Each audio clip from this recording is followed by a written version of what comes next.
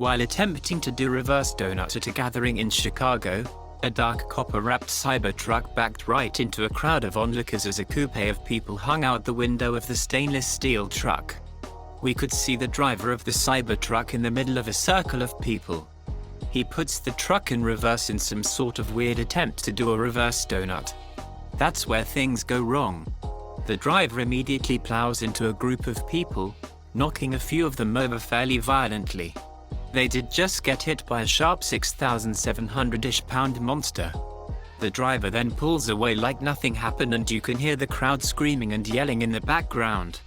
From the looks of it, everyone who was down on the ground got back up fairly quickly, which means they probably weren't too badly hurt. Surprising, given the Cybertruck's sharp edges and steel rigid body's ability to injure people.